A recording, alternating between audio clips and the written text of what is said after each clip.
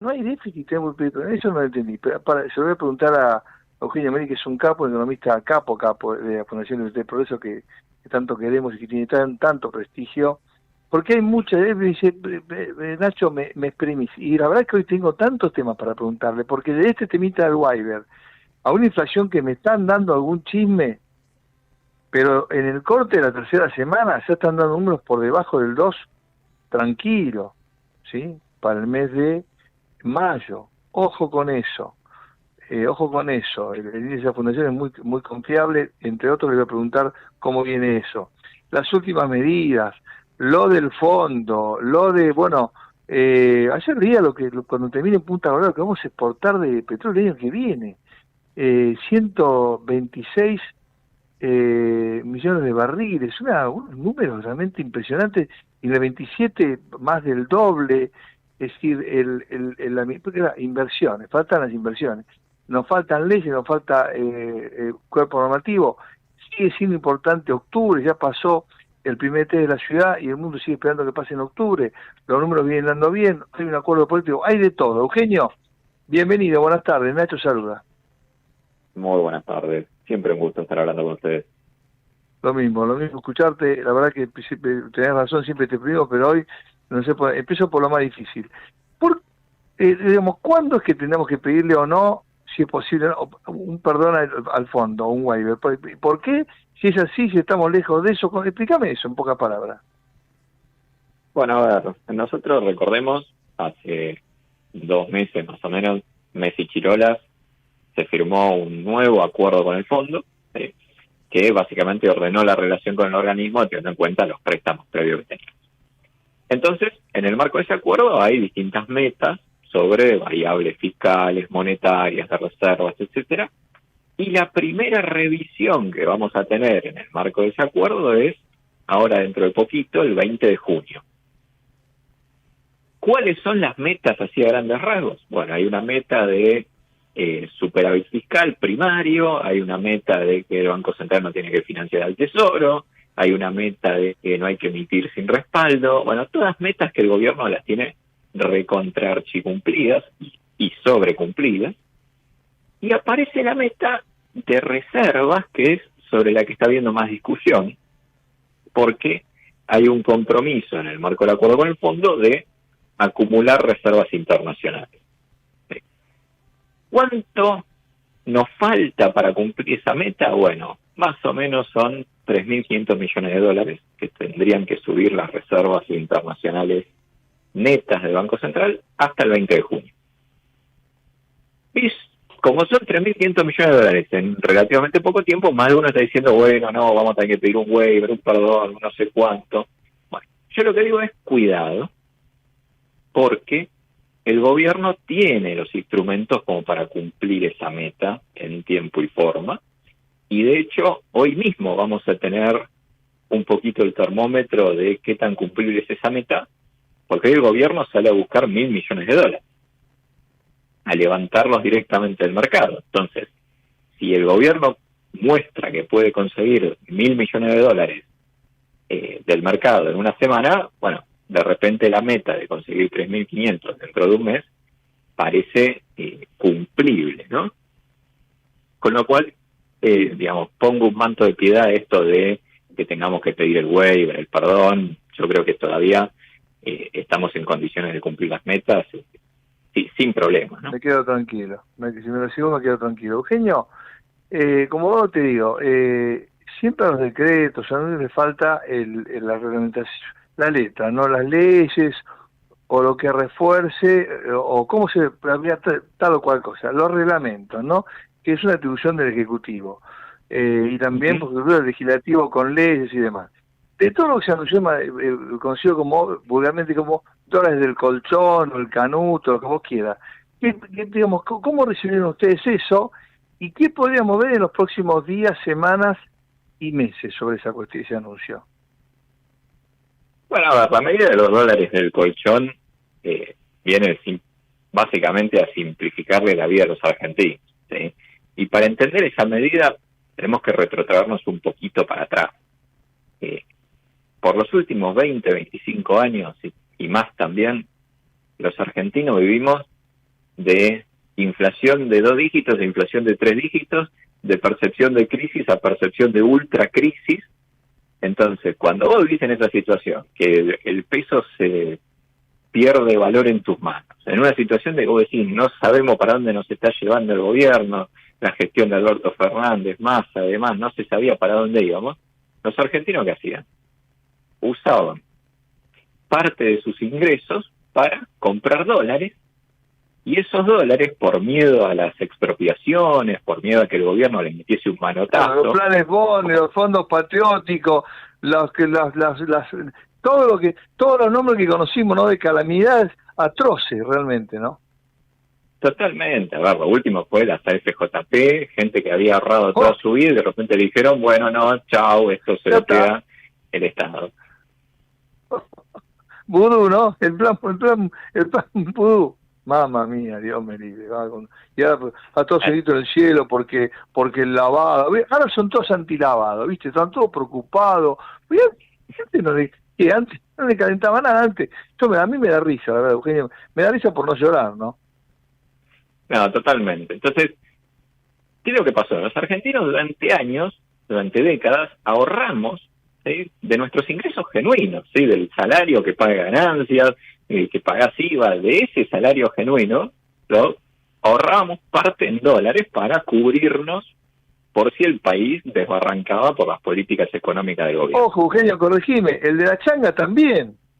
El de la changa compraba $10, $20, 50... El de la changa también. Totalmente, que todos los argentinos hicimos eso buscando alguna cobertura frente a una situación de crisis total. A ver, recordemos, no nos olvidemos, 2023 teníamos inflación no de 2 dígitos, de 3 dígitos. Entonces, los argentinos estábamos buscando. Ahora, ¿qué es lo que pasa? Durante años sacrificamos consumo, sacrificamos bienestar, ¿para qué? Para poder comprar unos dólares. Y el problema es que ahora, todos esos dólares que tenemos ahorrados, era difícil poder usarlos, ¿sí? Porque de repente vos tenías a la FIP, bueno, ahora el Arca, que los supermercados le informaban todas las operaciones que hacía la gente. Los bancos le informaban débito, crédito, todo. Los sujetos activos de información, mamma mía. Vos ibas a comprar una moto, un auto, también se le informaba al Arca. Entonces, claro, habías ahorrado un montón, ¿sí?, un montón o un poquito, lo que habías podido, pero no lo podías usar. Entonces, lo que hizo el gobierno básicamente es decirle a los argentinos, tranquilos, usen esos ahorros que ustedes ahorraron durante su vida, que un poco más, un poco menos, úsenlos para vivir un poco mejor, ¿sí?, para ir y comprar un aire acondicionado, ir y cambiar el auto, ¿sí?, empiecen a usarlos. Obviamente, al final del día va a depender de los argentinos. Cuanta más confianza tengan los argentinos, más dólares van a sacar del colchón para vivir un poquito mejor. Y eso se va a ir construyendo con el tiempo. Ahora, te doy los números para que nosotros entendamos de qué estamos hablando. En monedas, ¿sí?, monedas y depósitos, que es solamente una partecita de todo lo que uno puede ahorrar, los argentinos tenemos 250.000 millones de dólares. ¿Sí? No es mucho, es un montonazo. Entonces, con que una pequeña parte es un tercio del PBI. Exactamente. Entonces, con que una pequeña parte de eso vuelva a usarse para una inversión, que vuelva a entrar en el sistema, para la economía argentina puede ser muy, muy importante, ¿no? Entonces, sí.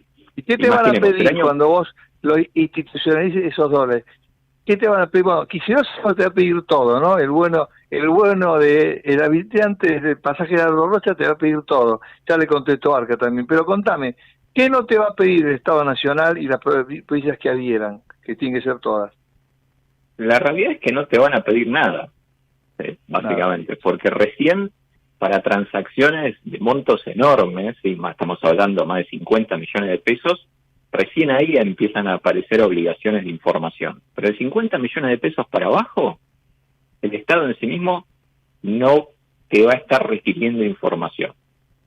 Sí, importante para la gente que paga ganancias, que se adhiera al régimen simplificado, Porque ¿qué es lo que pasa? Hoy, tal cual está ganancias, vos declarás los ingresos, pero en la declaración de ganancias también te obligan a declarar los consumos, el patrimonio, es una cuestión bastante china. Y en cambio, en el régimen simplificado de ganancias, lo que vas a hacer es declarar los ingresos, las deducciones y se acabó. Entonces, ¿Eso cuando arranca? ¿El 1 de junio o eso falta fecha de arranque de eso? Del sistema nuevo de ganancias, Eugenio. En teoría va a ser el 1 de junio, hay que ver, necesitamos todavía que salga la normativa, así que eso hay que estar atento al boletín oficial. Y lo segundo, y te diría todavía más importante todavía, es el proyecto de ley que va a ir al Congreso. Porque el proyecto de ley que va a ir al Congreso lo que dice es que el gobierno no va a poder ir retroactivamente a buscar toda esta información para perseguir. Que eso es lo más importante, porque imaginémonos que hoy de repente vas, una persona, una familia, consiguió ahorró, no sé, $10.000, $12.000, va y se quiere comprar un autito usado. Bueno, perfecto, hoy el ARCA no te pide nada, estás tranquilo, no te van a perseguir en términos tributarios. Pero Kicillof con un par de años dice que sí te va a pedir, el bueno de Kicillof. Kicillof te puede pedir, ¿sí? Hoy las normativas de la provincia de Buenos Aires en principio no exigen eso, pero Kicillof tiene un pequeño tema que es que si no adhiere al régimen nacional, la nación, que es la que verdaderamente maneja más información tributaria en Argentina, no le va a pasar nada de información. Eso es lo que está diciendo el gobierno nacional. O las provincias que adhieren a esto van a seguir teniendo la información de ARCA, ¿sí? Que después esa información que las provincias usan para, por ejemplo, cobrar ingresos brutos y cosas por el estilo. Las que no adhieran, no se les va a pasar información. Ese es como la zanahoria y el garrote, ¿no? Bueno, el garrote es, te quedás sin la información de ARCA del gobierno nacional y andá a fijarte cómo hacer para cobrar ingresos brutos. Te quedás colgado de pincel. Bueno, impresionante explicación, impresionante explicación. La gran pregunta, la Anchama habló, lo institucional, las grandes inversiones. ¿Qué necesitan para venir sin miedo? Ya no hay cepo. Ahora no te piden... ¿Qué más nos hace falta, además de octubre? Octubre es clave, no lo político. ¿Qué más nos hace falta para las grandes inversiones en petróleo, en litio, en minería, en cobre, en inteligencia? Pues para todo nos hace falta, que nos hace falta todo. Y, institucionalmente, ¿qué nos falta, Eugenio? No sé si me explico lo que te quiero preguntar. A ver, nosotros tenemos que entender, los argentinos más o menos entendemos a Argentina porque la vivimos todos los días. Sí, ya te entendí. Ahora, explicarle al CEO de Toyota que Argentina cambió, y bueno, no necesitas 2 años, necesitas un poquito más. Es bravo, ¿sí? Eso es bravo. Porque la cultura, la cultura en términos de reglas de juego, en términos de respeto a las inversiones, en el mundo, llamémoslo desarrollado, es muy distinta a lo que es la historia argentina. Entonces, ¿qué necesitamos los argentinos para que vengan cada vez más inversiones, para que cada vez más personas confíen en el país? Y no solamente digo personas, los japoneses, ¿sí? Los alemanes, los propios argentinos. ¿Sí? Para que confiemos más necesitamos sostener un comportamiento en el tiempo. ¿Sí? Entonces, es fundamental las elecciones de medio término, las de este año, van a ser fundamentales las de 2027, y hacia adelante también. Los argentinos vamos a tener que demostrar que tenemos una madurez de que queremos políticos que vayan en el buen camino, ¿sí? Que respeten la regla de juego, que tengan cuentas públicas equilibradas, que no le metan manotazos al Banco Central, ¿sí? Y ahí empieza todo otro desafío que es, y el Congreso, y la Corte Suprema, y la Justicia, y los gobernadores, ¿sí? Porque nosotros le ponemos mucho foco a lo que hace el Ejecutivo, si Caputo dijo una cosa, pero hay que empezar a pedirle más y mejor a las otras instituciones de la Argentina. La justicia necesita importantísimas reformas, y ahí el principal responsable es la Corte Suprema. El Congreso Nacional... Pero claro, El Congreso Nacional lo mismo. A ver, el Congreso Nacional no puede agarrar y estar diciendo, no, bueno, sí, criticando al Ejecutivo. El Congreso Nacional tiene que tener un rol activo. Y las provincias lo mismo. A ver, hace unos días vimos que en Misiones se prohibió votar a los miembros de las Fuerzas Armadas y de Seguridad. O sea, y uno dice, esa es la institucionalidad de la provincia de Misiones. Claro. Entonces, qué locura. Evidentemente, falta mucho todavía. Sí, Argentina, de vuelta, hemos avanzado muchísimo y por eso empiezan a aparecer cosas muy valiosas como inversiones en vaca muerta, inversiones en el litio, inversiones en el agro, en servicios, empresas internacionales que dicen, vuelven a oro y Argentina. plata y cobre ahí en San Juan hace unos días, y no para, la cosa no para. Hay sectores, ustedes lo han informado, muy activos. Y la última es la frutilla del postre, ¿no? ¿Qué estaría dando la inflación a priori, no? De este mes, Eugenia. Bueno, con la medición, casualmente hoy hicimos una medición a mitad de semana para ver cómo venía, y nos está dando 1,8 para mayo. O sea, quebramos el 2%, sería la inflación más baja para un mes de todo el gobierno de Milei, y bien lejos de esas inflaciones de 1% semanal que teníamos durante el gobierno de Alberto Fernández, Massa, Cristina Fernández y compañía, ¿no? Entonces, 1,8, la realidad es que esto también responde a que en marzo y abril hubo muchas empresas que pensaron que cuando se unificaba el mercado de cambios, el tipo de cambio se iba a ir a 1.400, 1.500, y de repente se encontraron con que el tipo de cambio se fue a 1.100, 1.150 y quedaron todos en offside, con lo cual ahora están corrigiendo.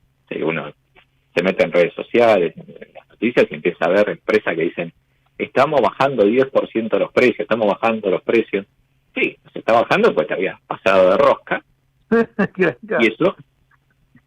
y eso está ayudando también a que la inflación se desacelere más rápido. Insisto, perforamos el 2%, ese por ahí sería como el título, es bueno, hay, está el combustible como para seguir bajando la inflación, lo cual también es doblemente positivo.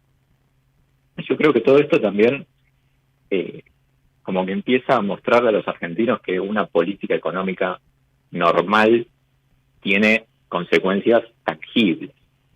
A ver, no es que tener una política económica normal y con sentido común es lo mismo que tener una política económica delirante.